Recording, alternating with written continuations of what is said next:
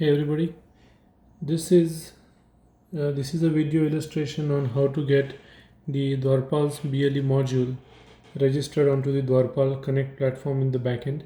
By now, you should have already installed the actual module on the lock itself.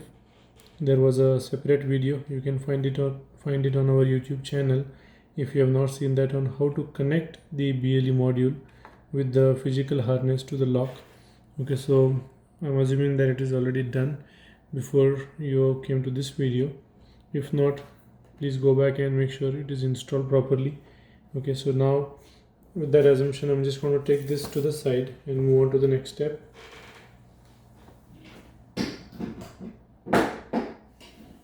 Okay, so for the next step, we are going to need two things. One is the bag in which this BLE module was delivered to you.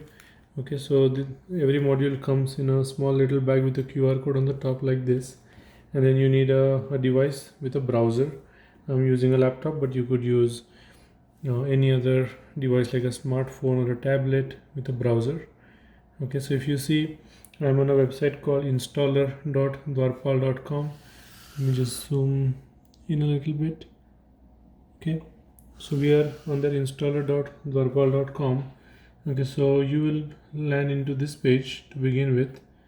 Okay, so what we are going to do is we are going to use the login ID and credentials that were provided to you by the DwarPaal team, your point of contact at DwarPaal. Use the same login ID and credential. Just say I'm not a robot. Go inside. It will show three options, or rather four options to you. Ignore the QR codes, ignore the warehouse, go to the installer. Okay, you will be in the installer module. Okay, all right, so once you are in the installer module, what it is going to do is it is going to show you all the room numbers that are available for that given property. So you need to make sure you log in using the ID and password that was given to you for that given property. Only then you can see the room numbers for that property. You can't create your own room number or make up your room number, own room number. It has to be pre-populated. That's why you need to use the same credentials provided to you by your DwarPaal point of contact. Okay, so let's say in this case we are doing this for room 119. Then you need to pull up the bag in which the module was delivered. Make sure it has a QR code. If not, contact your DwarPaal person. Okay, let's assume that you have it, and then what you do is hit the scan button here. On the right you have a scan button, and point the QR code to the camera. Again, this can be done using a smartphone or a tablet. Okay, much more easily. Right now I'm just using a laptop.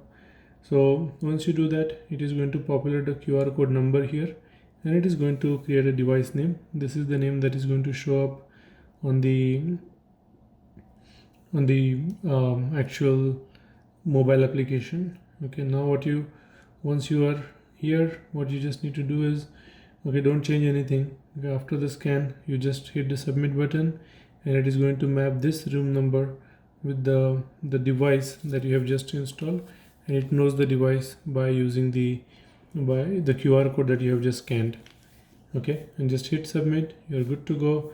Move on to the next room. Okay, do the same installation, scan that next QR code, and keep hitting submit, and on.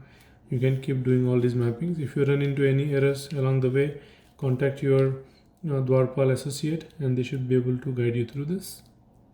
Thank you.